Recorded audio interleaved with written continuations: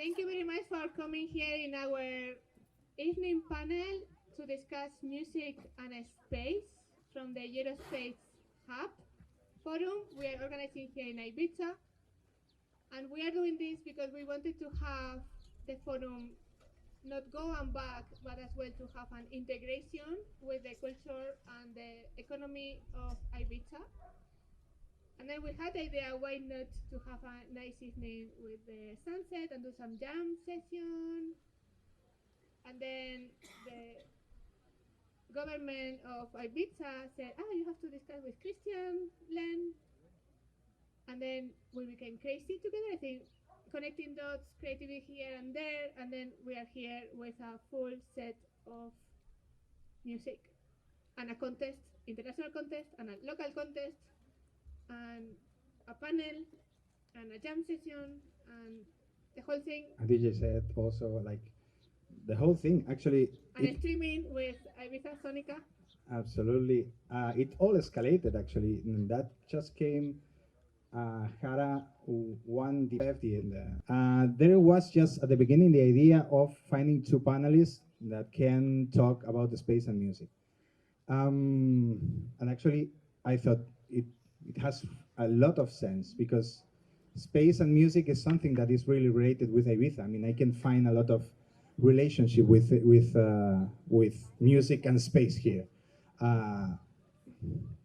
Beginning because there was a temple of club culture called the Space, because there's a lot of spirituality and cosmic connection in a way.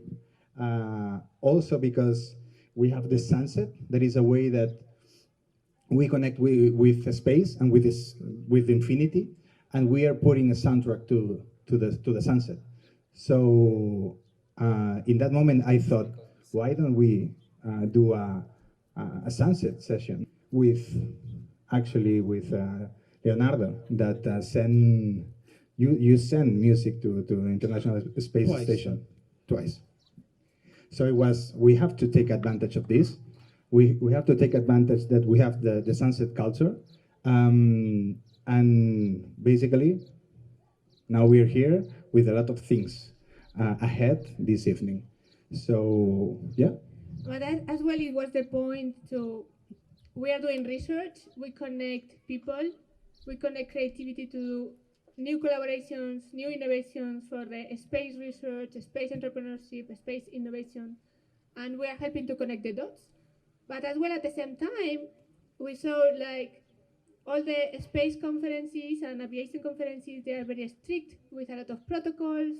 So it's not there happening, the collaboration and the connecting people.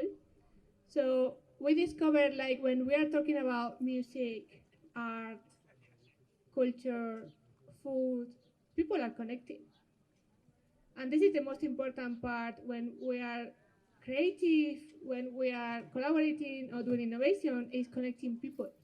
And the culture is the only thing, like, allows the people, independent of culture, hierarchy, if they are coming from University A or University B, or if it's an entrepreneur or, a vice president somewhere, it's all we have in common, and we remove all the labels, is the music.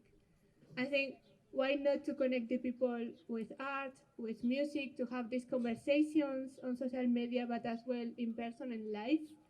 And then it's when all the magic happens, to connect, you are doing this, you like this.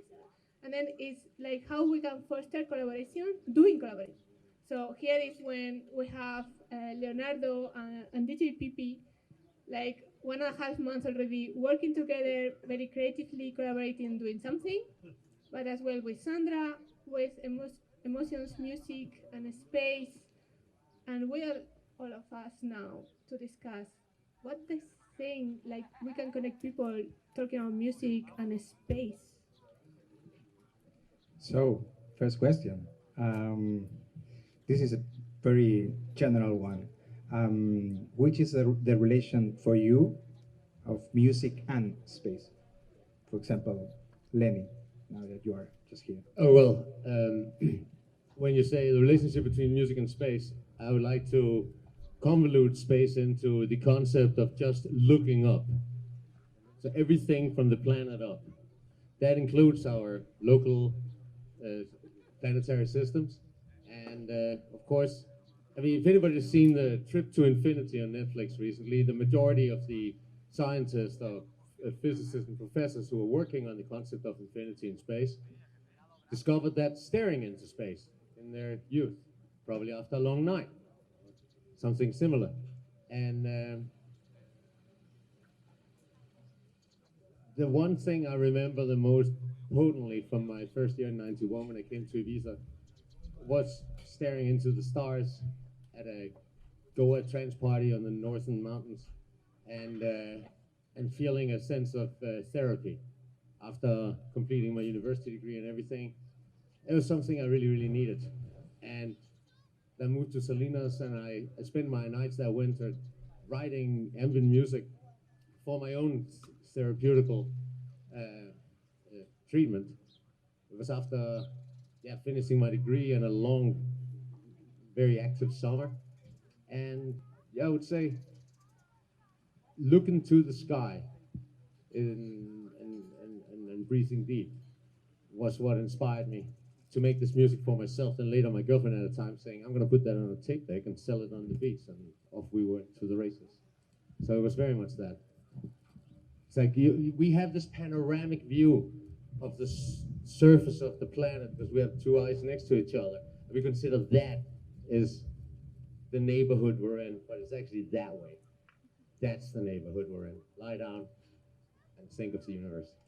And actually, this brings me directly to Leonardo, no? Because actually, you've been really hoping and wishing playing someday at Mars, for example. So you already imagine that thing there. Yes, so for me, it's not a dream, it's a target. And when I was 12 years old, I decided I would become an aerospace engineer and a musician. Now, I managed my first real step as the space pianist, so I managed to have my music on board of the International Space Station twice. And I mean, there are some intermediate steps I'm already working on, but I will manage to go as a first level, let's say, on a LEO orbit, low Earth orbit, like the one where there is the International Space Station. And it will take some years to go to the moon, and the long-term target is on Mars. For me, it's not like an utopia, it's not a dream, but considering the current space era we are living in and the technological progresses, I think it's feasible. Of course, it's something huge, but instead of from Earth looking at the sky, that is where I felt in love with the universe and the sense of wonder that inspires. I want to see our planet Earth from outside. So what is called the pale blue dot by Carl Sagan, referring to a photo that was taken more or less around the orbit of Jupiter, looking at our planet. So this is how I feel. Of course, everything was born from the dream of a kid, but I'm proud that up till now I didn't have to give up. So to decide, I become an aerospace engineer and or a musician. So I aim also to inspire other people that maybe don't know what they have to choose in life. Simply don't choose, do both, and merge the synergy. And also, I think for me, music and the universe inspire both of the same huge sense of wonder. So, for example, the immortal god of harmony is Bach, and when I listen to his literally immortal music, I feel inspired like when I observe the Milky Way. I live in Malta, that like Ibiza is an island in the middle of the Mediterranean. There are some very good spots where you can already with a naked eye to stare at the Milky Way, and I feel the same connection. So is of course there is all the rational part. I did my studies, I have my pieces of paper testing. I have a PhD. I am a professional pianist and so on, but I'm talking more from an intuitive point of view for how I live both science and art and space. And what about you, Sandra? How would you define your relationship with the space as a musician? And if you can speak a little bit about your background. Okay. I'm a musician from Portland, Oregon, so I live in a very rainy climate. So it is so lovely to be here. Thank you for having me. Space is just so inspirational. I feel like it creates so much hope when you think about space. Hope for the future, hope for us as humans, the connections to nature, and that we're all one. And it's inspired so much of my music, using these ideas of looking into the sky and feeling a deep connection, but also wondering what else will we figure out? What are we going to find? And it's a feeling that there's always more to know, to discover, and there's so much beauty in the mystery. And so that's what inspires me as an artist. I thought a friend of mine told me, "Oh, be careful because if you are going to speak to astrophysics, you can't speak about spirituality and things like this." But I think it's absolutely connected in a way, because we are all asking, we are all looking for the same answers in what's in there. Can we go there? There's life outside. Where are we coming from? Where are we going to? So this thing brings me to Kim. Kim was was, and you still are a PR, no, in a way, in the world of music. She was doing PR for people like Cal Craig or Ralph Lawson, really important people in the music industry. And some years ago, you created Cosmic Pineapple. I don't know if you had a change in your career. You've saw something. What's the history behind Cosmic Pineapple? It came through traveling the first time, excuse me. So I was in Mexico in 2012, and I've always said the word cosmic. My first club that I worked in Ibiza was Space. Actually, the second first was Pasha. And cosmic was just always this word, and of course the sky fills you with a sense of awe. And I just kept seeing pineapples everywhere when I was in Mexico. I was on a medicine retreat, and the word cosmic and pineapple just came together. But the secret meaning is the opening of the pineal gland. So it's the opening of this great consciousness. And when you look up into the sky, you obviously feel that awe in the consciousness and the sky as well. And I guess with your question, what makes me think sound and space is that everything is sound. Music and space is that everything is sound and vibration. So they're so closely related. It's just different languages to say the same thing. And it's one's visual, one's scientific or whatever. But yeah, it's my feeling. Cosmic. Any questions? Jara? I have a question because if we want to create as a space research and a space entrepreneurship, one of the objectives is as well to create a space culture. And music is playing a big role on creating the culture. So my question to you is, how do you see the role of music in the part of culture creation? Yeah, okay. Sorry. Okay, yeah. I was thinking a lot about this question, and I've been into many different musical cultures in my time. So from punk music to pop music, and Madonna gave me this this power when I was younger. And then punk music, if you look at that, it was going against society, and then being in the rave generation, and also looking at the hippie generation and these different types of movements. I think it's really powerful, and how these sounds, how these vibrations, these frequencies. It creates a change in you. And I've met lots of different people into different types of music, and they're very different, and it's very interesting. And even if I listen to different types of music, I feel a certain way after I've listened to that music. And I think it's huge. And it's just, you look at all the movements and how the jazz movement came about, and how the hippie movement and acid and all of these things, it all plays a part. So, and electronic music is also creating a big change as well, and a lot of people are in that in different ways. I can reply on two levels. One, a bit general, let's say, one more personal. So let's just think to all the science fiction movies. So how the soundtrack from taking from classical composers to more contemporary composers, how the music is used. I'm sure that here of 100 persons, 101 knows the theme of Interstellar, the piano theme of Interstellar, because it really entered in the pop culture, so the creation of Hans Zimmer, and also imagine the movie Tron with the Daft Punk soundtrack. So it's full of examples and how this enters in this not only pop culture but also the collective consciousness.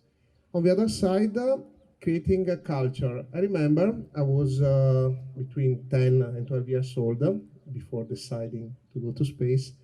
I was reading Asimov books, and I was listening to the first album I bought with my own money when I was like 11 years old, that 11, 12, that was Dreamland by Robert Miles. And his music for me at the time was a discovery because, I was a kid listening Bach, Beethoven, Queen, maybe a bit of Steve Vai, but for me it was a different, entering a different dimension.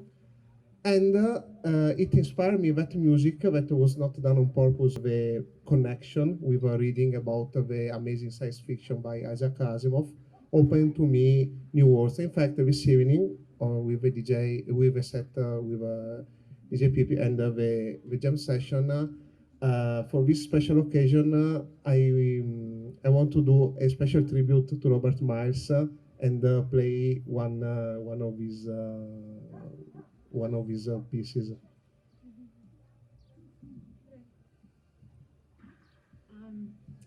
I think talking about culture, I would think about the project that I put together yesterday, which was trying to find music that represented different emotions. We were talking about emotional intelligence, and I went and I found literally songs from every genre talking or making music about space. It's everywhere, and I think it continues to inspire people to research from a song they love. What are they saying? What are they? What's this? Music is a universal language, and what that person is specifically trying to say, and what we can do with that. So I think it's fascinating that every type of music talks about space and how that can bring us all together. So, the question: how do music affect culture? Well, all music is culture. It's a perfect way to encapsulate the language and many subtle tones. As Bob Dylan said, everything is folk. We call some things ethnic music because it comes from cultures far from ours. But to them, we are ethnic music. Our music is our ethnic music to them. So they say, music is an art form, and art is voices from the future. It is the plight of the artist to conceptualize the transcendental object that is forming on the event horizon of mankind's capacity to comprehend. And then in doing so, fabricating a piece of art that will explain this to the common folk. It is your duty as an artist. So, yeah, music, rather than it's a locked feedback between culture and music. And you know what they say, your children will hate the music you listen to, and you will hate the music your children listen to, and that is for one simple reason. The music of the future isn't music. It is not music today, because if it would be music today in the future, then it would be music from today. So it has to be something that today isn't music. So for example, when we all started using drum machines, which was unheard of, certainly there was this boom, boom, boom going on, and a lot of people lost their minds over that. It's just like, that isn't music. But then again, they might be a little too old to pop a few pills and take it out Saturday night and realize what we're talking about. That's okay. But that is the way that it works. The music of the future isn't music. It's the artist's plight to conceptualize the cultural imagery necessary to procure that to the masses. That's Lenny. There's a question that is really, I mean, one of the things that the topic of today was amazing me was, yeah, space is an inspiration for music. That's clear. I mean, if you try to find space, cosmic, all these words in Spotify, for example, like there's infinite. Space is a place, like Sandra was saying.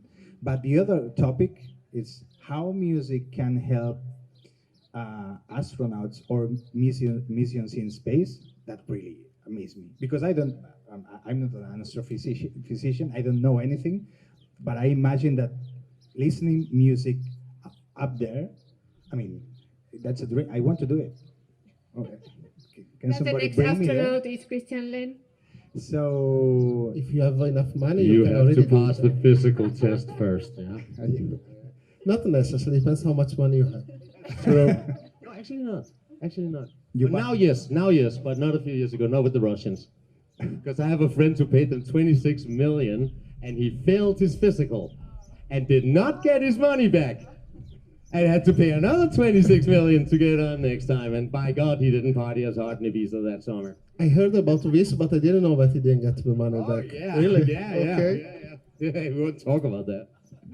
So yeah, I don't know which is the question exactly, but yeah, how music can you imagine that help astronauts or people living there? Actually, you more or less know it, because I still have to go up there, but I have an idea. what they told you.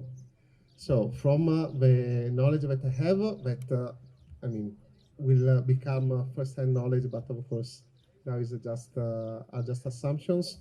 When you are up there, of course, all your reference points due to microgravity changes. Yesterday there was a super interesting panel about smells, how perfumes in space, how can influence also the psychology. For me, the main point is that when you are already at low Earth orbit, is just between 350 400 kilometers of distance. Is by car you can do in 3 hours on a normal highway. So it's not so far, but it's outside, nearly completely outside the atmosphere of our planet. So the concept is that sense of feeling detached by your native planet, because we are still not a multiplanetary species. So I think that psychologically makes a huge difference, because you have an attachment, and imagine also already going to the moon is a 4-day trip. So it's not something so absurd for the mind to wrap around it. But we are far from your planet. So in my opinion, music makes all the difference, like having the possibilities to communicate with people on Earth, to have images on a screen, remembering Earth as a point of connection. And it can look a bit of a stretch, but I think there is a lot behind this. Imagine during COVID, everyone here is from different countries, so everyone lived different versions of the so-called stay at home due to COVID. Basically, it was a form of isolation, in some cases very strong, in some cases a bit more flexible, but everyone felt life flowing differently. And for sure, a lot of people, at least in that moment, perceived much more the value of art, the value of music, saying, how nice there are musicians. And one day maybe we say, oh, okay, let's give a lot of money to art finally. So as a baseline, as a political line of countries, because it really changed everything also for who was in isolation simply on our planet Earth. So imagine when you are outside in space. I think you're touching on an important point. This Satori moment that astronauts report when they're sitting there staring in the International Space Station through this wonderful octagonal window back at the planet. People have some kind of realignment of their value set. I must be a little bit like becoming a father or something like that. That you certainly realize that you're responsible for a life form that's so fragile and hanging there in its purity. And I wanted to say one thing to all of those of you here who a hack to go to space on the cheap is the Oculus Rift VR. Yeah. It comes with the space station experience where you can sit and stare back at Earth through this window in VR. And I know it's not exactly the same, obviously, but I must say it moved me. It did touch something. It has the capacity, the fact that you are there and you allow yourself to be so. A little bit of fantasy, have a drink, and get Satori. This is a very nice point because the first one that experienced it and reported it was Yuri Gagarin. He was the first human that came back to Earth, and in that orbit that he did in that really challenging first time ever orbiting Earth, he saw a lot of countries. He saw the sun changing quickly. He had this sense of wonder, and actually a person representing one of the most closed country towards the outside world, so what was the Soviet Union, was the first one that told the humanity, hey guys, from up there you reach a different level of consciousness. So he was a pilot, he had a technical training, but what he reported, despite all the censorship of Russians and so on, was spiritual. So Absolutely. this is amazing if we think about Yes, it. Buddha had to leave the garden to realize the beauty of it. Buddha had to go away into the cold, horrible reality of the world around him. And then Buddha became Buddha. It's a little bit what happens to us when we leave our confines out into the cold space. It's you see the fragility. But I think it's similar to like we discussed yesterday about emotions and how the astronaut was saying, you know, when it was a moment like almost he knew he will die because the parachute, well, coming from the space station to down to Earth, the parachute was not working. So after all the experience being there and you know having this moment, it makes like, and after all the experience living, it was like it's about how to manage the emotions and how you manage all the situations. And yesterday we were talking how the music can help as well to manage your emotions. And we have several astronauts saying like, listen to music when I was there, it saved my life. So Sandra, how was this from yesterday? These emotions and music and dealing with, I mean, like Lenny, you mentioned like your composing music was like a healing process, and for Sandra it's the same. So I think it's similar to astronauts up there. I mean, I can even use the pandemic as a perfect example of a time where music saved my life.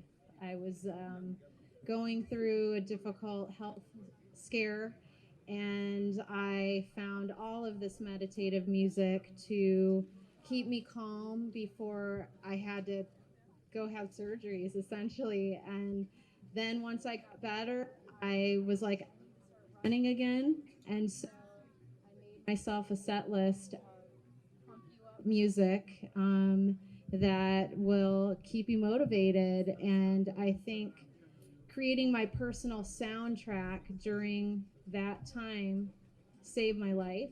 And when I make music like Lenny, I feel it is therapy. It's what what I'm going through, what I'm thinking about, something that touched me, and something I need to work out. And it's very therapeutic. And I think astronauts could have their own individualized set lists, their own soundtrack to get them through whatever emotion they need to get through, whether it's positive or negative. These this would be such an amazing tool to have. I think Kim has something to say about healing and music. I was like, I know, I agree. Have you read a book called The Mysticism of Sound and Music by Hazrat Inayat Khan? It's a Sufi book. It's really amazing, and it's about the power of healing of music and the mysticism of music. It's super powerful book to read. But I've been through lots of different styles of music, and I agree with you fully. Like, I can listen to techno music and be like, rah. And it got me through a lot of dense emotions when I was younger. And over the last years, I've got more into sound healing and medicine music, and I listen to this music that really calms my nervous system and helps me feel good. And there's certain types of music and sounds that I can only hear. Like, for example, if you hear a siren, it makes your nervous system go like this. And if you hear the water of the river, and you feel really soft. And if you hear crystal sounds, they make you feel a certain way. So I agree, there's certain sounds to get through certain emotions.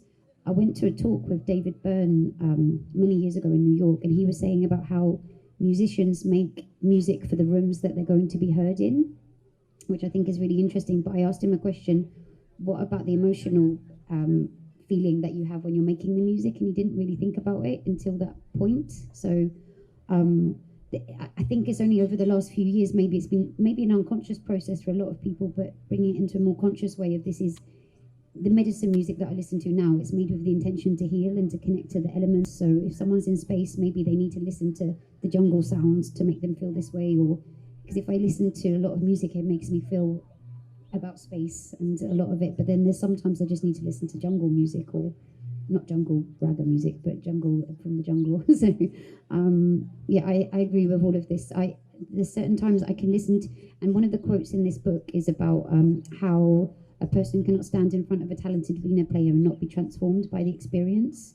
And to me, that resonates with any kind of musician. So you can listen to a song, a very powerful song, and if it's come through a strong channel, you're going to be transformed by listening to that song. So, yeah, that's my feeling.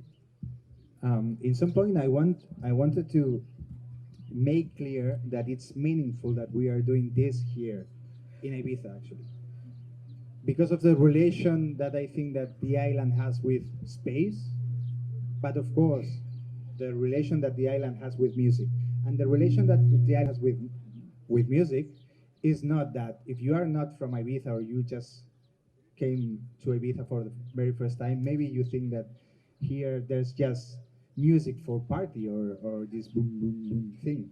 But the history of music here, it's absolutely amazing. I mean, here was born the concept of sunset culture, the chill out music, that is really related with what we were talking about. Or if we are thinking, for example, in the 70s or even the 60s, how many legends of music came here to get inspired. So it's a really related place with music, and of course with space. So I wanted to ask you, Lenny, especially Lenny and Kim, but of course if you want to say something, yeah. About the sunset music. About the relation with music of the island, about the relation with the space. Okay, well, There's a lot to say. yeah, no, I mean, generally during the Franco era, there was some kind of exemption for the island here. A lot of beatniks. I don't know if everybody knows what beatniks is, but they were the pre-hippies. It was the intellectual movement in universities who questioned the pensum that was being studied. And they gave rise, so we're talking Allen Ginsberg, William Burroughs, these kind of people. They'd travel and stop by Ibiza on their way to Tangier, where there was cheap poison heroin and poetry waiting for them. And they would stop off here, so it's a big late 50s, mid 50s to late 50s, there's a lot of beatniks here. And they would write poetry, burn it in the fireplace on the beach, and they would play psychedelic rock, which was, Grateful Dead style stuff. And that just ran on. Ibiza's farmers are amongst the most tolerant in the Balearic Islands. It's the island was deemed insignificant, so there was kind of room for them here.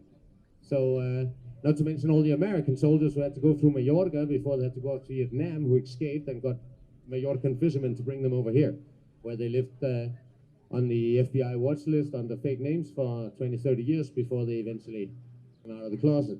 But this was the influences that came to the island.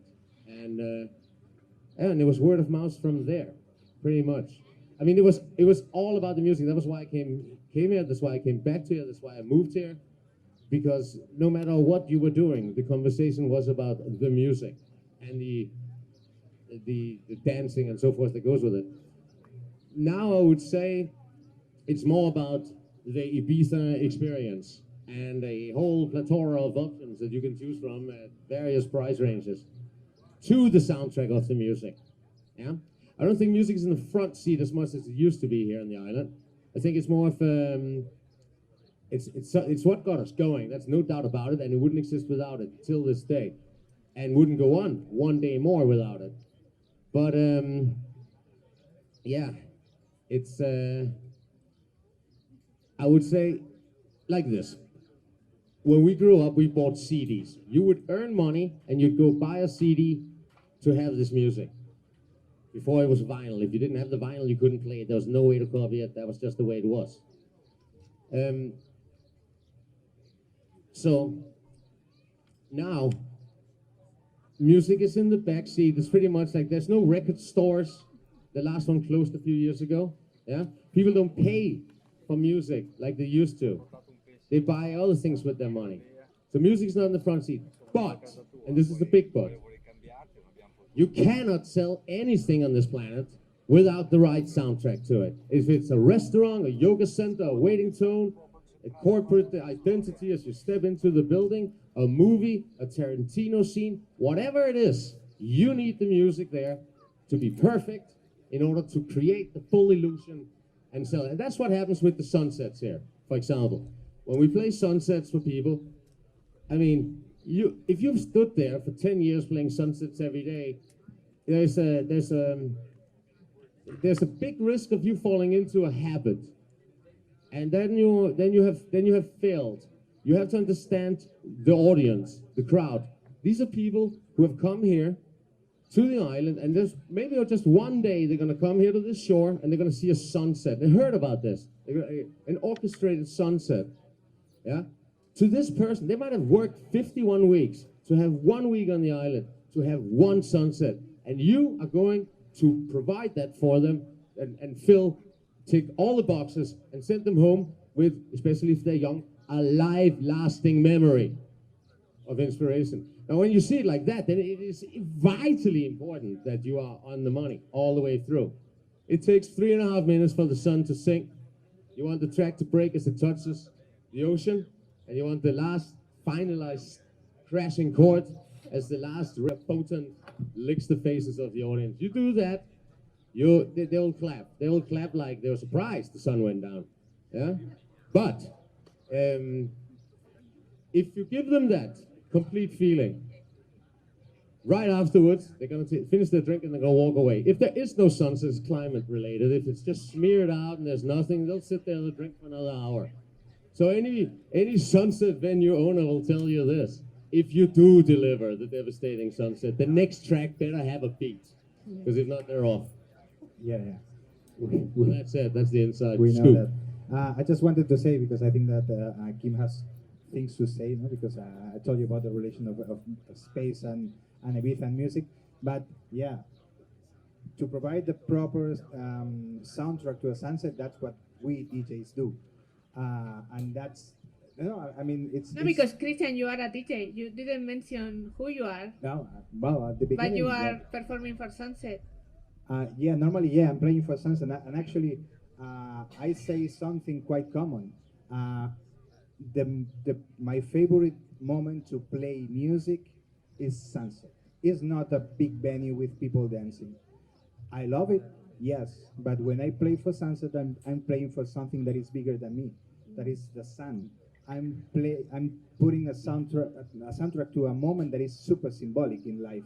It's the end of the day, it's the beginning of the night, you are looking to the horizon, you are looking to the infinity, you're putting a soundtrack to a moment that is absolutely symbolic. So it really made me emotional, actually, and for people also. Actually, Maestro Jose Padilla, it was in a way the creator of the first sunset, or the sunset culture, the Café del Mar DJ resident. He told me in one interview that people was going to the booth crying, saying thanks for this, because it's yeah, as Lenny was saying, is a life what? I'm not English. Life last experience. It's something that it keeps you here in your head forever, basically. Yeah, a life-lasting experience of That's it. inspiration from your youth. Yeah, watching the sunset is just the most deeply spiritual experience when you really get lost in it, and having the right song to do it is amazing. I gave a soundling last night at Esvedra, and before we went into the crystal bowls, I played a soundtrack, and we're watching the sun, and I'm not joking, it finished exactly as the sun went down, and I was like, oh my god, they were like, did you mean to do that? But I didn't. It was Obviously you 3 did. minutes 20 seconds. yeah, it was perfect. But I mean, I guess every kind of music exists on this island, no? Like every kind of person exists on this island, and you can hear every sound. Like every experience is possible on this island, from the most darkest to the most light to the in between. And I think that's the magic of this island as well. Like how all of these energies move and mix together, and all of these sounds. Yeah, and you can just be.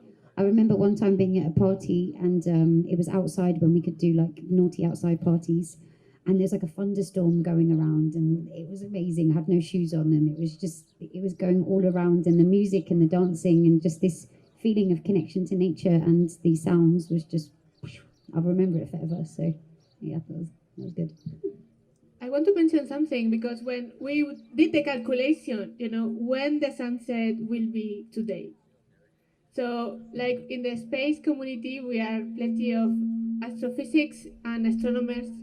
We went to them. So here is Professor Juan Carlos Vallejo there, who did the calculation. You can come, please, to explain how you did the calculation of today when the sunset. We don't do math on Ibiza. No, I know, but I think it's worth it, because he explained me, like in the sunset, like Jules Verne explained it is the green light. Yes. So he saw it once. You did? Yes, I did. Wow. It's really a special thing to see. Not everybody can see it. Well, really, I only once in my life, and I recommend to try every sunset and to try it, because we were indeed doing the joke. Oh, look, the sunset, and I was telling people, hey, the green flash never happens, but just try it. And once it happened, and really it's magic. So I believe in you and your words when telling something happens, and if you see the green flash, really it's highly recommended. So Witness. yeah. So highly recommended. I don't know, very likely it will be nearly impossible today, but okay. Well, I can Who have a knows? word with Maimo, and maybe we can call some people, and you can cough up with the money, and we can afford a green flash tonight. How did you calculate the sunset is at 8:45 around, and the weather can change this calculation? So Yes, the easy thing is to say I press a button in a program and it did the calculation. Of course, can be done in that way. As Jara kindly asked about it, I did a little bit more, but all of you can do that by pressing a button in a computer. So I was making the standard disclaimer because of refraction of light and things like that. Okay, the computation really, unless you spend much time on it, it more or less not much accurate. So it's a disclaimer, of course. But indeed, you did the 3 minutes, the standard 3 minutes. So okay, let's keep that. Okay, great. thank you. Like clockwork, those planets spins and spins. I was asking Alex Wolfenden, and he said he's DJed to 2,000 sunsets roughly. And it must be really powerful because we're so out of tune with the natural rhythms of the earth, and to be that tuned in with the rhythms, to see the sunset going down, it must do something to your psyche, because I think... Well, you have to understand, depends where you are and who and what you are surrounded by. Most of us here work in a part of the music industry, so you're surrounded by tourists, and so you're at work. It's not like what you did the other night in front of a Svedra. Yeah. But still, you're in tune with the sun. You're in with the natural rhythm. So something must be happening, because we forget it. We're so by our electronics. It's like we wake up with an alarm, or it's this natural rhythm of the earth that a lot of us have got out of balance with. Yeah, but most of us chill out DJs from the old school, you will recognize that we are more prima donnas than the highest ranking conductor out there. And everything has to be absolutely right. So it looks absolutely beautiful, but there's a screaming contest going on in the background. It depends on where are you going to see the sunset.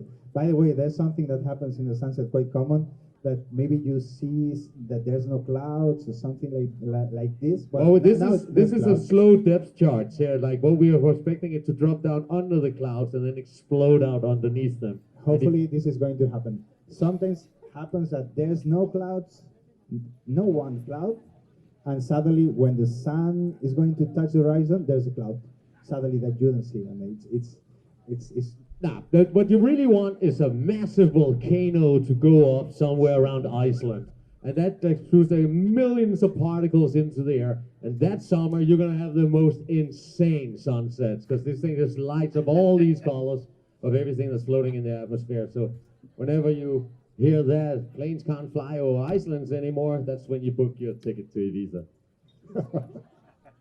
Okay, it's 30:30.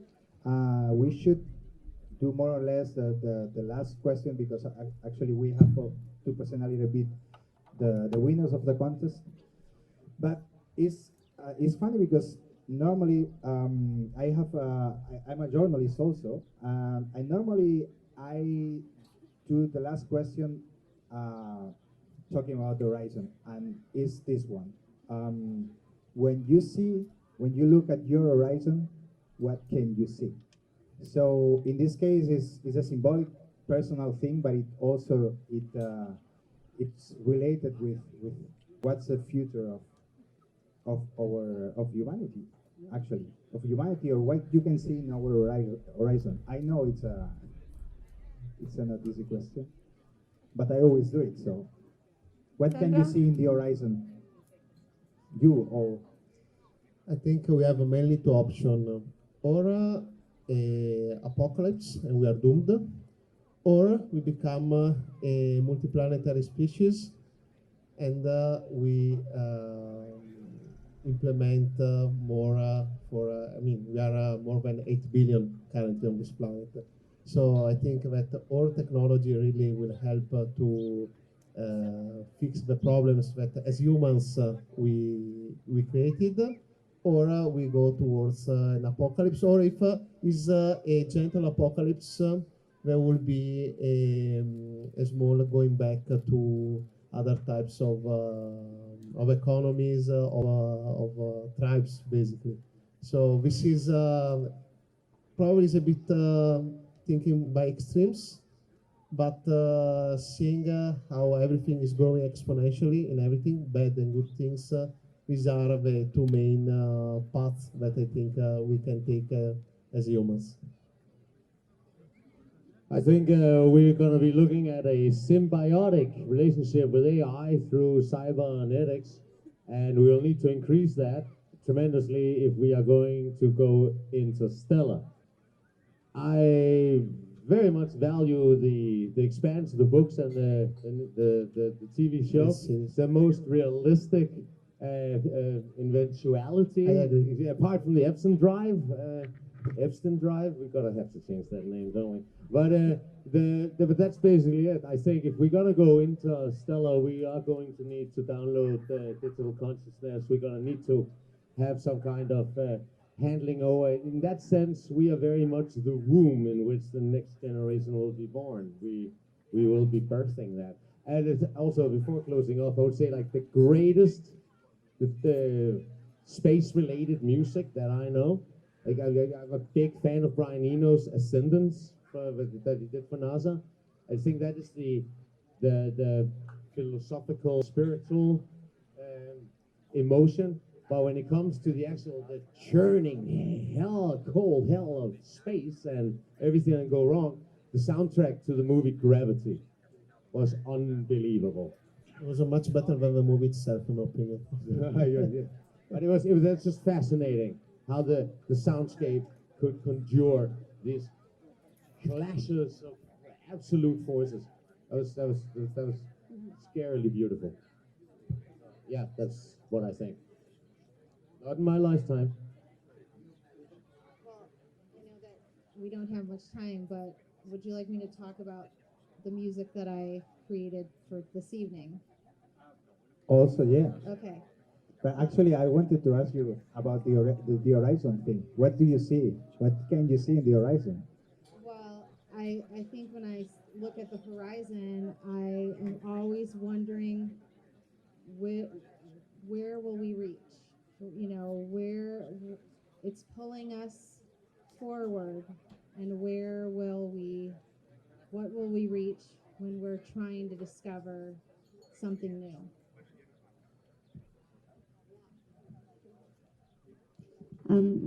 We're at the birth of the Aquarian age, so I think about that. I think about it, and it's the birthing of the science meets spirituality and moving into a different vibration. I do think there's going to be another extinction of a lot of the species. I've been watching a lot of old ancient creation stories as well, but we have to lift up our vibrations, our energies, our frequencies, and I feel that energetically we're going to go to other places, and this is the Aquarian age as well, and it's discernment of AI. So knowing there's going to be so much information out there, it's just really knowing yourself so that you can know the outside as well. That's my feeling. That's what I like of this question, because everybody is having a different perspective. So thanks everybody to speak about space and music, something that is that inspirational. When I told people we are going to speak about the space and music, everybody was like, "Wow!"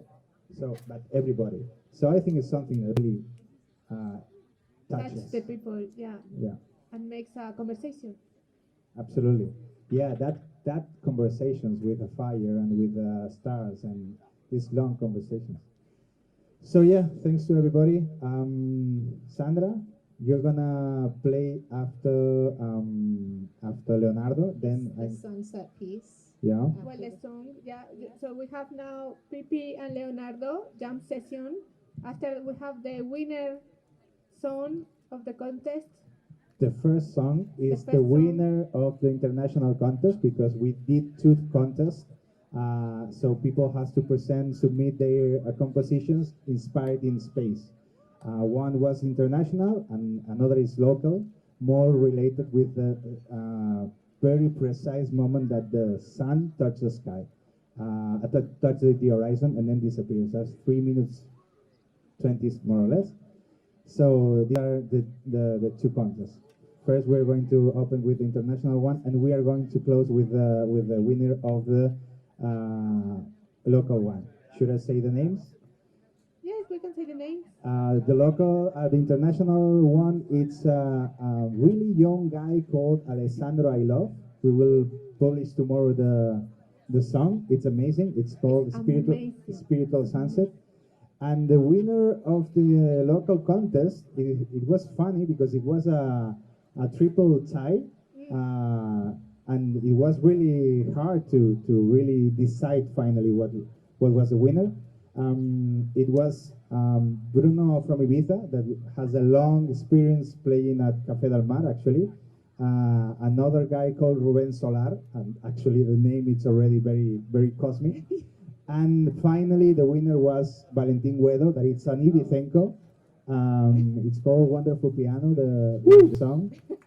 It's going to be released actually in some time in a new album in Music for Dreams, actually, where PP is also quite related to.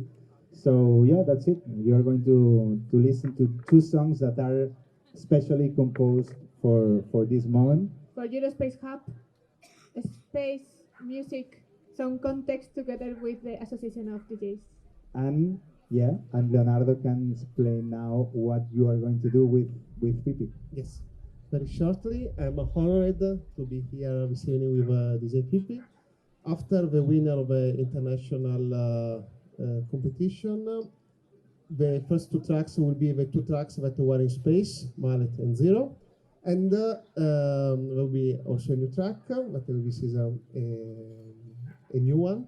And with Giuseppe, we decided a set list that combines space and music and the concept of sunset. So there will be some tracks where we are together, and is an experiment. I think it's a beautiful experiment, and I hope you will enjoy as much as we both enjoyed putting it up.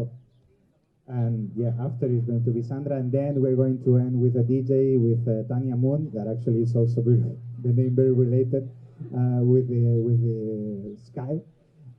So you can also relax a little bit more and have a drink and do a meet and greet, because I think that this session now is going to be like intense and emotional.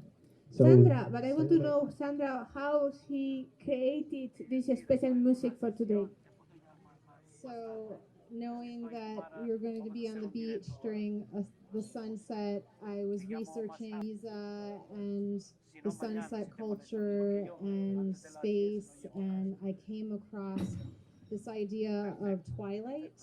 So I found that there's 3 stages of twilight: civil, nautical, and astronomical.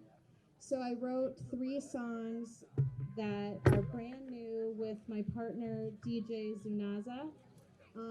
We did this just for this evening, totally brand new, and ending it with a song called Flower Moon, which is what the May moon is called, because of all the abundance of flowers.